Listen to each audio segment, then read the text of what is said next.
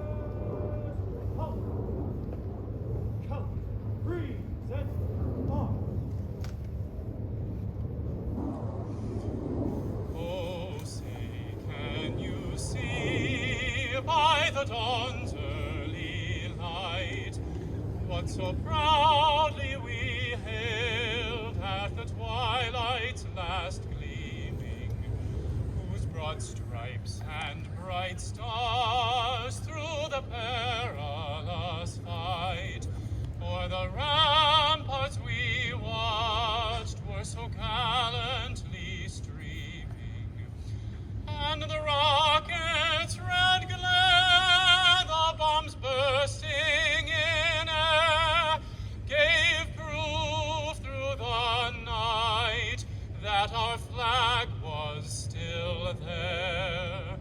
Oh, say does that star-spangled banner yet wave o'er the land of the free and the home of the brave?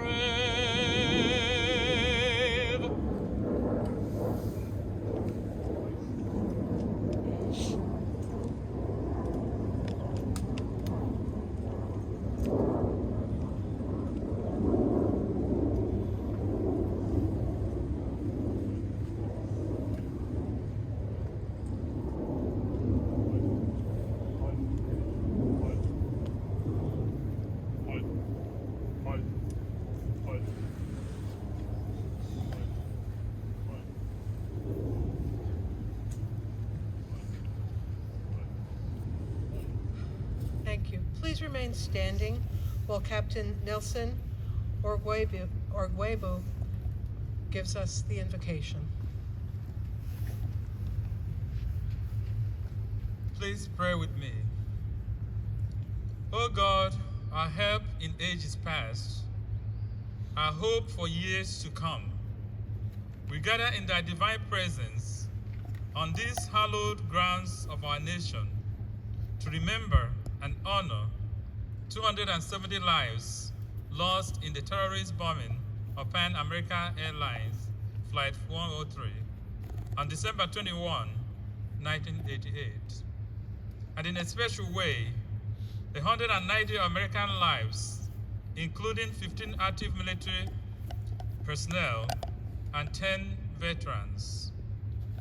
Each of these victims woke up that morning 34 years ago, filled with hopes and expectations. Their family members We are looking forward to seeing them again, but the evil of terrorism changed the course of events in their lives forever. May their families and loved ones be strengthened by their memories and comforted by their spirits this day and all days to come. The years have not diminished their place in our hearts and in the hearts of their family and loved ones. We continue to remember them in our prayers. May their souls know deep peace and everlasting joy. May their memories live forever and their legacy transform a world of violence into one of peace and justice. We pray in your holy name. Amen.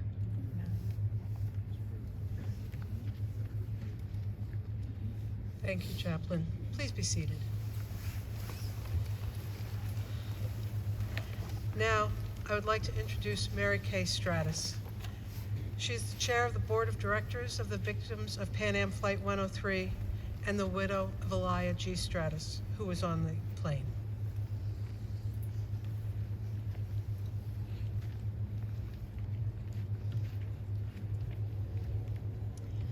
Today, we are marking the 34 years that have passed since we lost our friends and loved ones among the 270 who perished in the terrorist bombing of Pan Am Flight 103.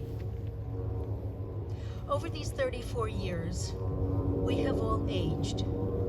Little children who grew up without their mother or father, parents who felt the unnatural void of living without their child, the siblings who miss their brothers and sisters, spouses who navigated without their partners.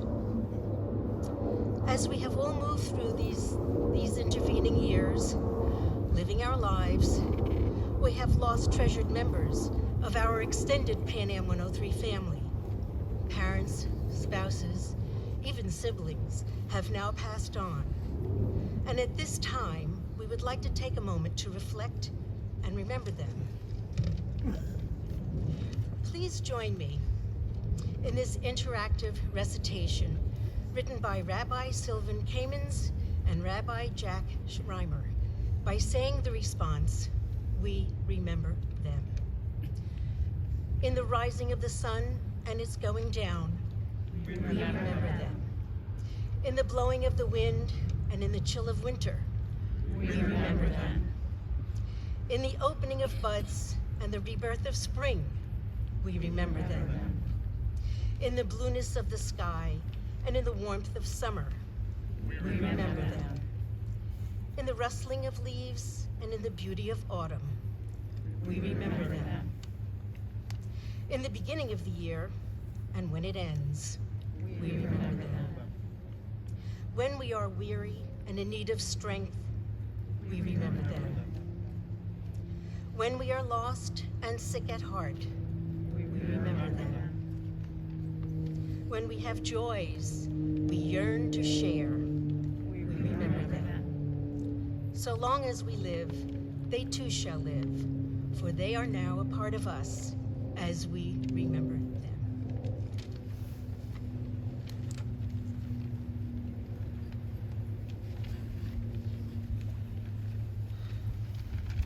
Thank you, Mary Kay.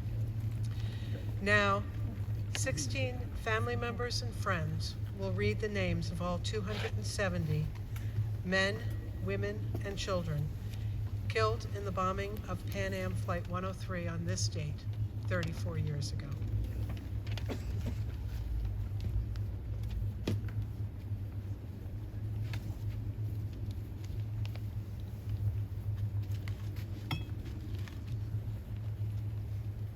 John Michael Gerard Ahern, Sarah Margaret Eicher, John David Ackerstrom, Ronald Eli Alexander, Thomas Joseph Ammerman, Martin Louis Abfelbaum, Rachel Maria Ezrelski, Judith Ellen Atkinson, William Garrettson Atkinson III, Nicole Elizabeth Avoyne, Jerry Dawn Averitt, Claire Louise Bacciocchi, Harry Michael Bainbridge, Stuart Murray Barclay, Jean Mary Ball, Julian MacBain Benello, Lawrence Ray Bennett.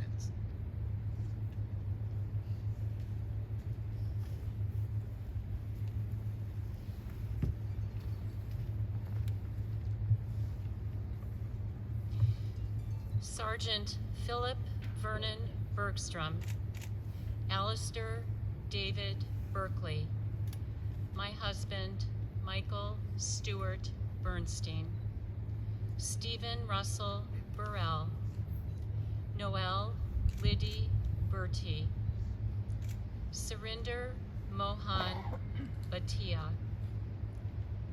Kenneth John Bissett, Diane Ann Boatman Fuller, Stephen John Boland, Glenn John Beauclay, Paula Marie Beauclay, Francis Boyer, Nicholas Bright, Daniel Solomon Browner, Colleen Renee Bruner, Timothy Guy Berman.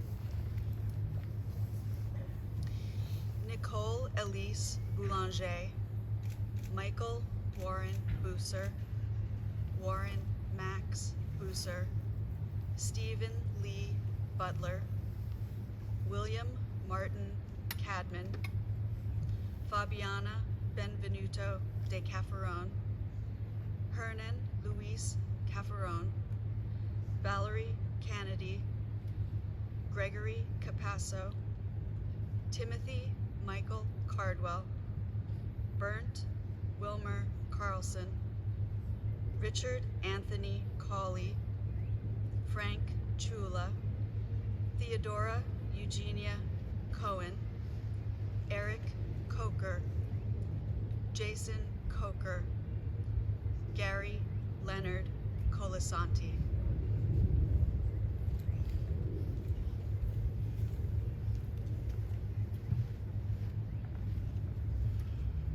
Bridget Concannon, Sean Concannon, Thomas Concannon, Tracy Jane Corner, Scott Marsh Corey, Willis Larry Corset, Patricia Mary Coyle, John Binning Cummock,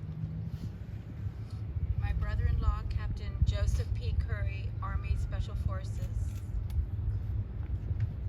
Dr. William Allen Daniels, Gretchen Joyce Dater, Shannon Davis, Gabriella Della Ripa, Joyce Christine DeMoro, Gianfranca DiNardo, Peter Thomas Stanley Dix.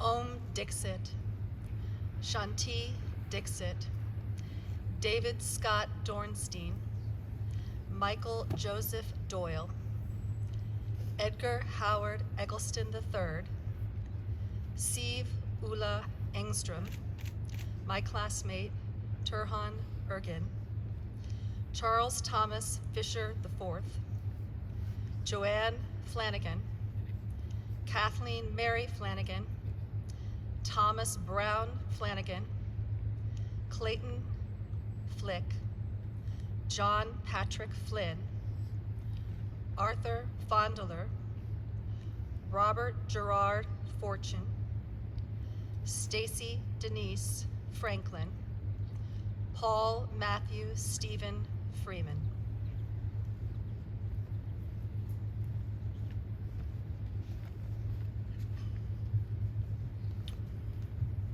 James Ralph Fuller.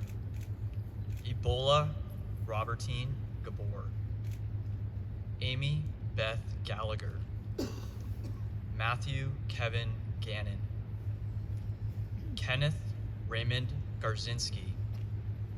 Paul Isaac Garrett.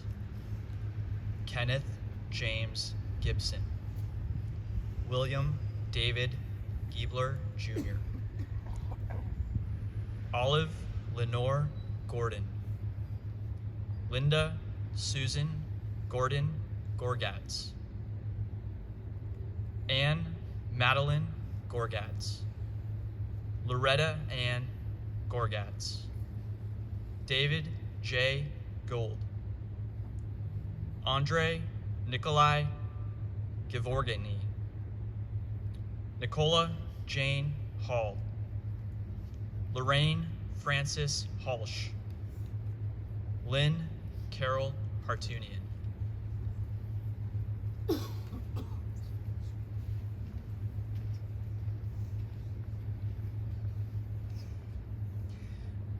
My husband, Anthony Lacey Hawkins.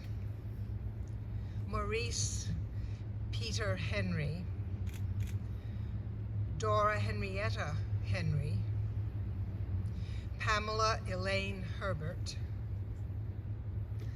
Rodney Peter Hilbert. Alfred Hill. Catherine Augusta Hollister. Josephine Lisa Hudson. Melina Christina Hudson. Sophia Alette Miriam Hudson. Karen Lee Hunt. Roger Elwood Hurst. Elizabeth Sophie Ivel. Khalid Nazir Jafar. Robert Van Houten Jeck. Martin Bernard Caruthers Simpson, the husband of Patricia Simpson.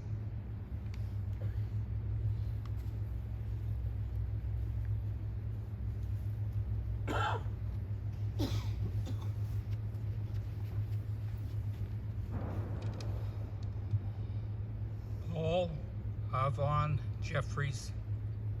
Rachel Jeffries. Kathleen Mary German. Our daughter Beth Ann Johnson. Timothy Barron Johnson. Mary Alice Lincoln Johnson. Christopher Andrew Jones. Julianne Francis Kelly. J. Joseph Kingham. Patricia Ann Klein. Gregory Maskowski. Elka Etha Kuvny. Ninas Christopher Ku Lu Cundiz. Mary Bauer Lancaster. Robin Albert La Riviera. Maria Nieves de la Rocha. Robert Milton Leckberg.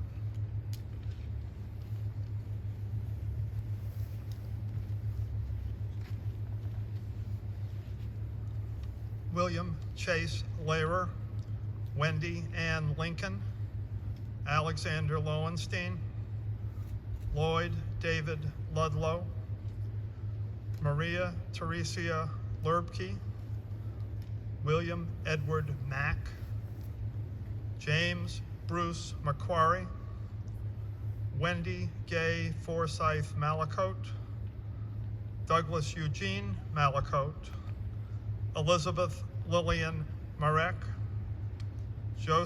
Louis Anthony Marengo, Noel George Martin, Diane Marie Maslowski, William John McAllister, Lilibeth Tabilla McCulloughy, Daniel Emmett McCarthy, Dr. Robert Eugene McCollum.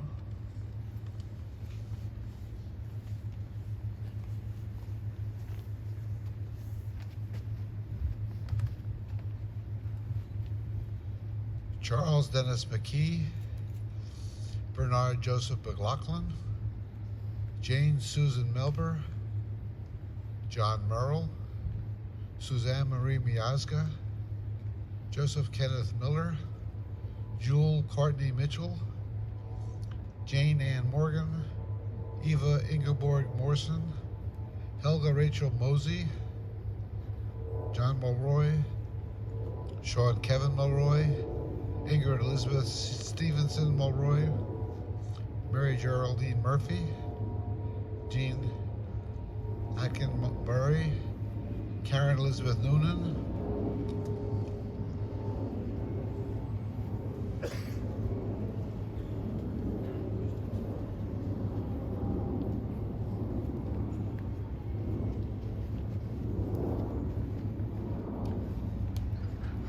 Our son and brother, Richard Paul Minetti, Daniel Emmett O'Connor, Mary Denise O'Neill, Ann Lindsay O'Tenesek, Gwyneth Yvonne Margaret Owen, Brianni Elise Owen, Robert Plack Owens, Martha Owens, Laura Abigail Owens, Sarah Rebecca Owens, Robert Italo Pagnuso, Christos Michael Papadopoulos, Peter Raymond Pierce, Michael C.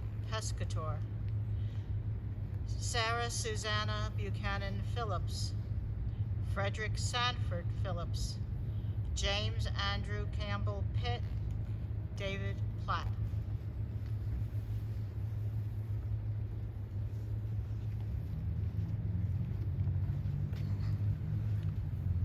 Walter Leonard Porter, Pamela Lynn Posen, William Pugh, Chrysostomo Estrella Quigwam, Rajesh Tassis Pascal Ramses, Anmol Ratan, Garima Ratan, Soruchi Ratan, Anita Lynn Reeves, Mark Allen Rain, Jocelyn Reyna, Diane Marie Renzisov,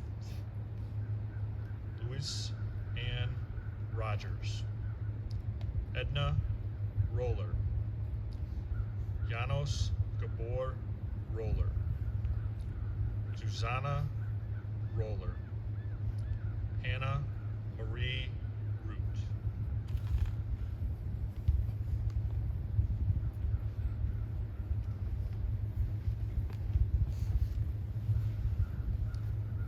Saul Mark Rosen, Andrea Victoria Rosenthal, Daniel Peter Rosenthal, Myra Josephine Royal, Arnaud David Rubin, Elise Janine Saraceni, Scott Christopher Saunders,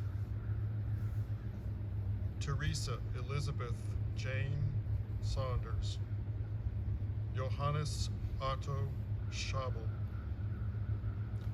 Robert Thomas Schlegeder, Thomas Britton Schultz, Sally Elizabeth Scott, Amy Elizabeth Shapiro, Miradula Shastri, Joan Sheenshank, Irving Stanley Segal, and Irja Shanova Skabo.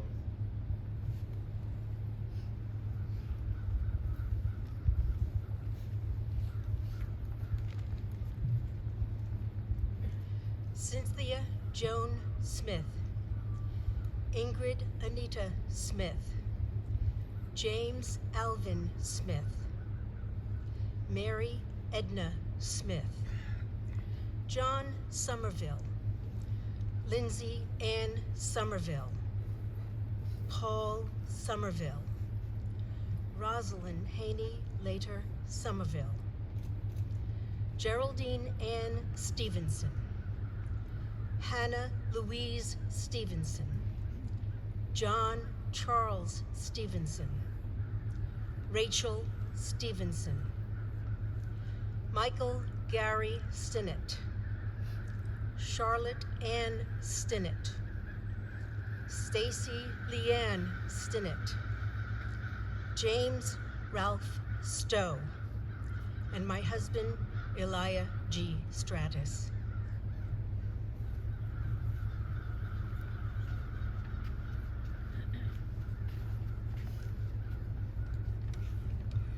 Anthony Selwyn Swan. Flora McDonald Swire.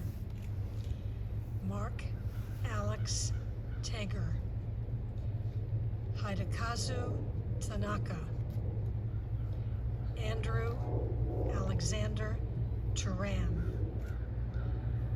Arva Anthony Thomas. Lawanda Thomas. Jonathan Thomas. Mark Lawrence Tobin. David William Tremor Smith. Alexia Catherine Tesaurus. Barry Joseph Valentino. Thomas Floro Van Tihoven. Assad E.D. Vadani. Milukin Velavirovich. Nicholas Andreas Verenijos. Peter Petreo Volku.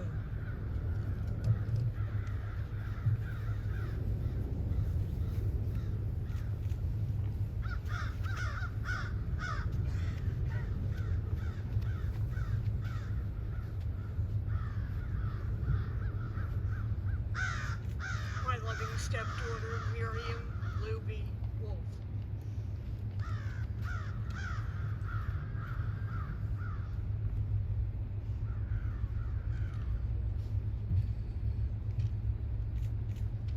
Raymond Ronald Wagner. Janina Josefa Wado. Thomas Edwin Walker. Keisha Whedon. Jerome Lee Weston. Jonathan White. George Waterson Williams. Bonnie Lee Williams. Eric John Williams. Brittany Lee Williams. Stephanie Lee Williams. Chelsea Marie Woods. Deirdre Lynn Woods. Joe Nathan Woods. Joe Nathan Woods Jr. Andrew Christopher Gillis Wright. Mark James Zwinenberg. We remember them.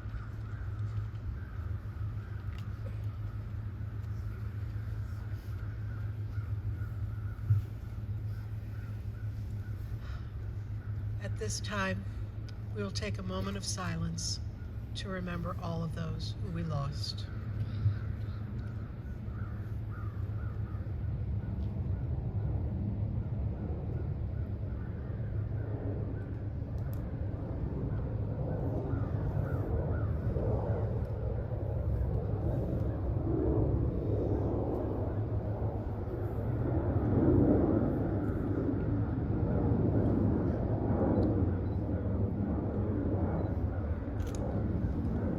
Thank you to all of the readers who are our friends and our family. Please return to your seats. Thank you.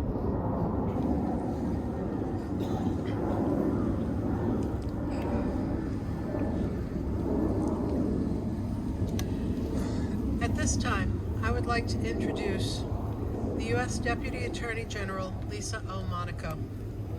Ms. Monaco is the 39th Deputy Attorney General of the United States.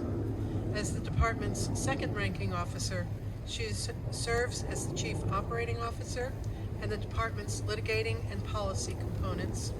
Law enforcement agencies and the 93 U.S. attorneys report to her. A veteran of the Department of Justice for many years, Ms. Monaco is a career federal prosecutor. She began her Justice Department career as counsel to the Attorney General Janet Reno and went on to serve as an assistant United States Attorney for the District of Columbia, where she was a member of the Enron Task Force and received the Attorney General's Award for Exceptional Service, the department's highest honor. She's also served in leadership roles as Chief of Staff to then Director Robert Mueller of the FBI and Assistant Attorney General for National Security, the first woman to hold that position. Monaco was the Homeland Security and Counterterrorism Advisor to President Barack Obama from 2013 to 17. In that role, she coordinated the executive branch's policy and response to issues, including the response to international and domestic terrorist incidents, cyber threats, and natural disasters, and advised the President on all aspects of counterterrorism policy and strategy. Lisa Monaco assumed her current position in February 2021. I'm pleased to introduce Deputy Attorney General Lisa Monaco.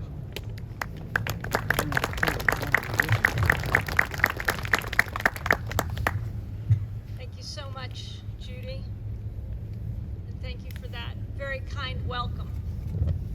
I am humbled to return to this hallowed place and to join you, the families, the friends, the loved ones of those we lost 34 years ago in a senseless act of terror. Thank you especially to Kara and to Stephanie and to the entire Memorial Committee for bringing us all together today. And thank you for your work every day to lift up the legacies of those we lost. We gather at this cairn built of 270 blocks of sandstone from a quarry near Lockerbie. This cairn serves as a marker of remembrance, but a cairn also can serve as a marker on a trail or a path to show the way forward, to see the promise of the journey ahead. Since its dedication in 1995, this memorial has served as a gathering place each year to bring together the families and friends of those lost on that dark night. We gather here to remember the 270 innocent souls taken from us in an instant of terror. We gather to remember their lives, to honor their memories, and to remember what made them so special. And while today we look back and we remember them and what they meant to each of you, we also gather today at this cairn to look forward. And in the words of the Syracuse Remembrance motto, to act forward. For all those who remember today and who have been acting forward and pursuing justice for the victims and the families, the last 34 years have been a steady journey toward justice, toward a day when we can say that all those responsible for this act of terror have been held accountable. So we come here to pledge to the friends and families of those we lost that we will not rest until our work is done, until you have learned all you can about the event that changed your lives, and until justice has been served. In recent days, together, we took a significant step forward on that path toward justice. Thanks to the tireless work across generations, the alleged bomb maker has been indicted, arrested, and now is in United States custody and facing charges. We mark this milestone on the path toward justice because of dedicated agents, investigators, prosecutors on both sides of the Atlantic. And we reaffirm that no amount of time or distance will diminish our commitment to seeing justice done, no matter how long it takes. But the progress we mark today would not have been possible without all of you. For 34 years, you have worked tirelessly, united through tragedy, to inspire all of us. Those of us in the Department of Justice and our Scottish partners who are with us today, thank you to the Lord Advocate, Dorothy Bain, for being with us today. Your presence speaks to the enduring commitment of our two countries to see justice done. Since the very first moments after this tragedy, from the hospitality of the Scottish people to the tremendous efforts of Scottish law enforcement, we have stood shoulder to shoulder.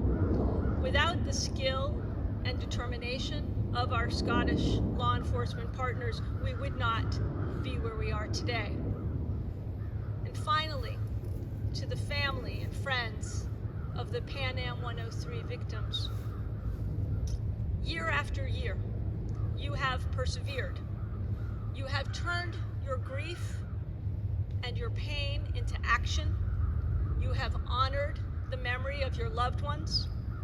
Your resilience and your grace in the face of the most tremendous loss is an inspiration. I am proud to stand with you today as we remember, and tomorrow as we continue on the path toward justice. Thank you.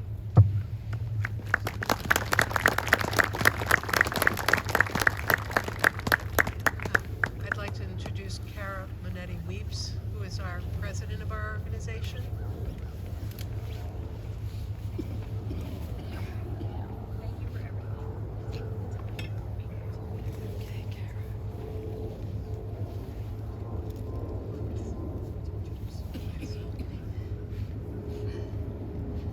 I am pleased now to introduce Dorothy Bain, Lord Advocate of Scotland. Dorothy Bain has an extensive experience in both civil and criminal law. She qualified at the University of Aberdeen and began her career as advocate in 1994, taking silk in 2007.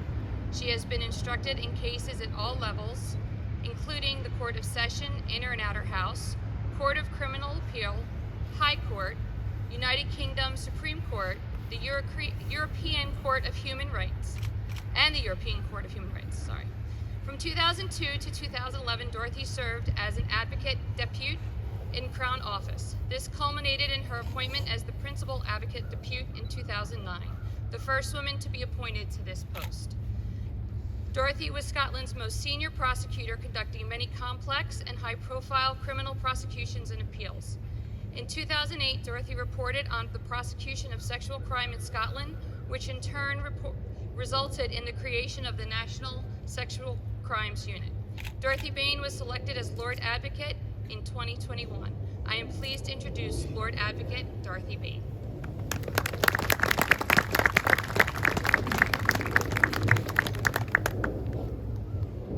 As the Lord Advocate for Scotland, it is a privilege and honour to have been invited to the 34th year memorial service to remember the victims of Flight Pan Am 103. I want to thank Kara Weipz, the President of the Memorial Committee, and other committee members for their kind invitation. It is our responsibility to remember and honour the 270 people who were murdered on the 21st of December 1988. We remember them today for not only who they were, but what they would have become. All were full of life and potential. All were irreplaceable to their loved ones, had instrumental roles at work or in the lives of others. All were woven into the fabric of their communities as students, as parents, colleagues, friends, spouses and siblings. Since my appointment as Lord Advocate, I have welcomed the opportunity to meet some of the families of the victims. It was a privilege. I met Kara and her son recently in Edinburgh, and I met some of you only this morning. The courage and strength of all the families is difficult to put into words, but I do understand what your loved ones meant to you. I first visited Arlington earlier this year in the spring, and it was a beautiful time in Washington, D.C. The experience of that visit was deeply moving. The Pan Am Memorial here is sentimental to me and to my Scottish colleagues. Reflecting back on that visit, I was honoured to have met Karen Durham-Illikery, the director of Arlington Cemetery, who shared the powerful history of the cairn. 270 blocks of Lockerbie quarried sandstone were brought to the US. Each block of red sandstone represents a life lost, and each block was lovingly placed by Frank Klein, whose daughter Patricia was one of the victims. And engraved into the base of the memorial is the name of each loved one lost. 3,000 miles away, in the town of Lockerbie, the names of those lost to this tragedy are also forever etched into the marble of the memorial there. Both are beautiful tributes to loved ones lost, and both have a powerful effect on me personally. On behalf of the people of Scotland and the rest of the United Kingdom, I pay tribute to the victims. Our thoughts and prayers are with them, their friends, and their loved ones. The criminal investigation into the terrorist bombing of Pan Am 103 has continued over many years. I know that it has not always been easy for you, as the investigation has appeared to be slow or to have stopped. It has never stopped. Investigators, both in Scotland and the US, have worked tirelessly as partners together with the joint goal to hold accountable those responsible for this atrocity. I am proud of the American-Scottish partnership.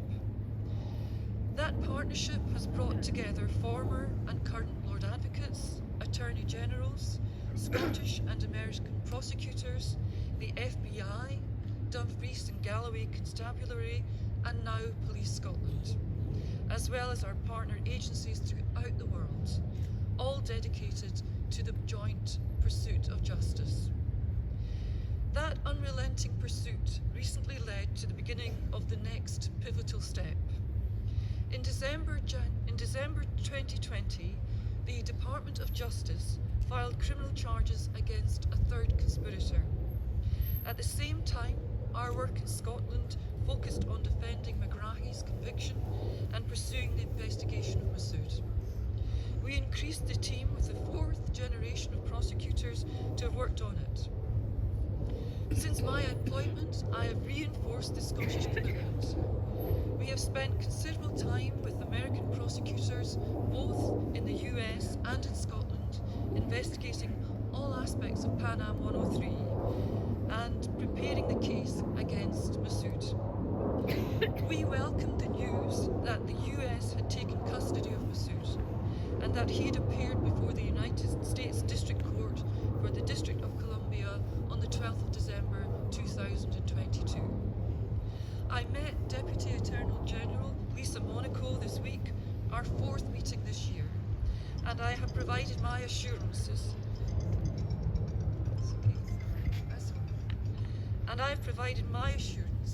that we fully and sincerely support an American prosecution. Scottish prosecutors will continue to work collaboratively with our American partners and friends to ensure a successful outcome to years of hard work and dedication. I have already made plans for Scottish prosecutors to come to Washington early next year and to provide whatever support is necessary. Whatever it takes, I support you. As I stand here today, I am inspired by the love, strength, and resilience of this community. It is because of you and the legacies of your loved ones that we continue our efforts. Echoing the words of Deputy Attorney General Lisa Monaco as she spoke here last year, we will not stop until all those responsible are finally brought to justice. And 34 years later, another significant step has been taken towards our goal. Thank you all.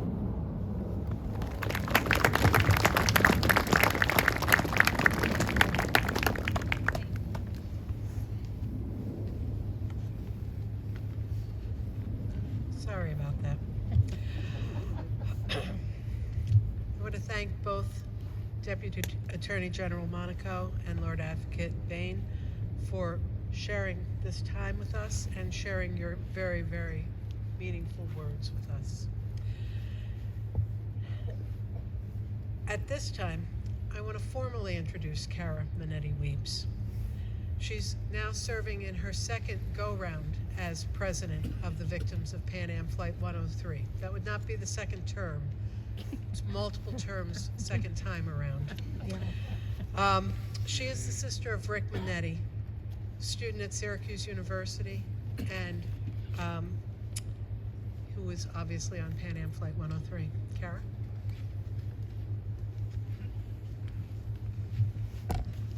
Thank you, Judy.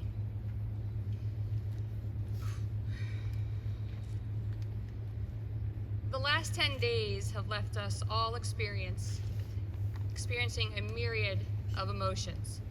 Among them, shock, relief, anger, satisfaction, pride, sadness, worry, gratefulness, disbelief, grief. The list could go on and on. Honestly, today I feel raw. I feel I've spent too much time revisiting my 15-year-old self lately.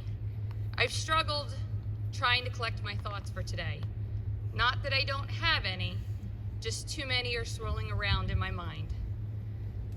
The one word that has stuck in my head since I received the news is perseverance. By definition, it means steady persistence in a course of action, a purpose, a state, especially in spite of difficulties, obstacles, or discouragement. It's the perfect word to describe our families. I've grown up watching examples of this my whole life, by my parents and by so many other family members. When it became my turn, there wasn't any other option but to continue to pursue our goals. I'm standing up here today, but there is a village of family members who have kept our quest for the truth in the forefront for the past 34 years. I've heard this compared to a marathon. Nah, it's more like an Ironman. That's okay, because nothing will deter us from honoring our loved ones and obtaining truth and justice, no matter how long it takes. We are grateful to the government officials, both from the U.S. and from Scotland, who are here with us today. Thank you for taking the time to honor and recognize the 270 lives that were lost on this day 34 years ago. We have been told many times that our loved ones are not forgotten. Your presence here today is proof they are remembered. The work that has been done for over 3 decades is proof that justice has no limit. We appreciate the time and attention you gave us regardless of other issues going on. Your commitment to our loved ones, it doesn't go unnoticed that many here, you've kept your commitment to our loved ones. It doesn't go unnoticed that many here today have been with us numerous times over the years. Some people move on and then find their way back to working with us again. I've heard it said that once you've worked on this case or been involved with the families, it stays with you, and you are forever changed. Ultimately, today is about 270 beautiful, loving, funny, happy, gregarious, talented, compassionate souls. The loved ones we lost too soon. The ones who had so much life left to live and love left to give, and who had families whose lives have never been the same. I would like to end today with the common prayer. This prayer was written for the 25th anniversary. It was composed by the Reverend Tiffany Steinwert, then Dean of Syracuse University's Hendricks Chapel, and the Reverend Sandy Stoddart, minister of Lockerbie Drifesdale Church of Scotland. This prayer is being read in Syracuse, Lockerbie, and by friends and family all over the world who can't be here today. We gather as a global community, uniquely woven together by our persistent pursuit of hope. Rising up from the ashes of tragedy, we proclaim our commitment to creating a better, more just world. In remembering our past, may we ignite a fierce passion for the future that propels us beyond the boundaries of division and unites us in the most common pursuit of life's most precious gifts: faith, hope, and love. Today, in the shadow of the longest night of the year, we confidently declare that love and life shall always triumph over fear and violence. Help us to know that the light of love can never be extinguished as long as we tend to it by acts of compassion, justice, peace, and reconciliation. Encourage us that by joining together, we can create a living legacy through our actions in the world. Amen. Thank you.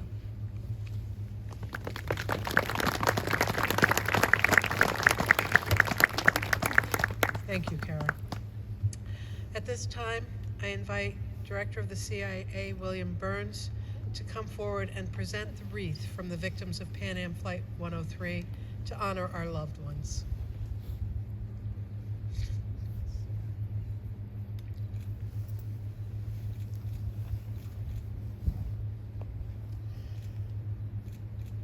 And if you are able, please rise for the playing of taps.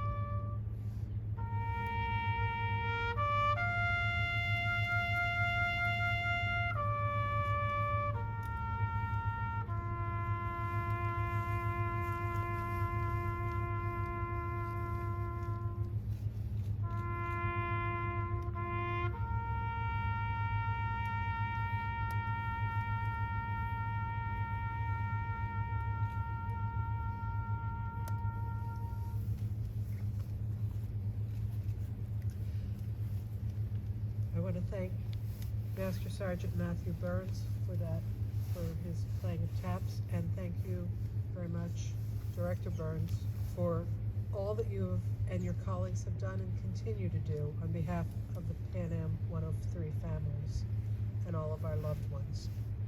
At this time, I invite Captain Morgwebu back for our benediction.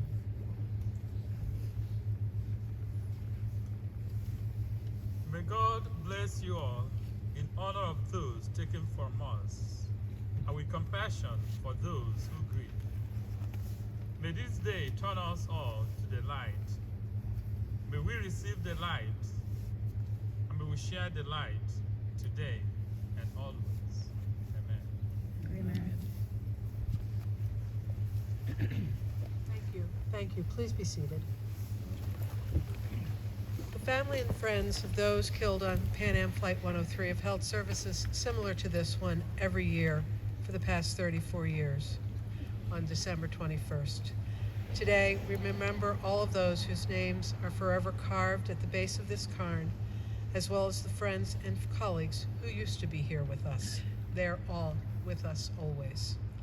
I want to thank those who planned the service and participated today, especially our distinguished speakers, Lord Advocate Dorothy Bain and Deputy Attorney General Lisa Monaco. And I want to thank the staff of Arlington Cemetery for helping us so very much to put this together.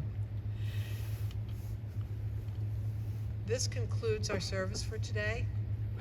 Those of us who are able, we will meet back at the Marriott Crystal Gateway Hotel and enjoy each other's company. Thank you very much for attending, and thank you very much for all that you have done and continue to do to remember our loved ones, and we're always in your gratitude for you. Thank you.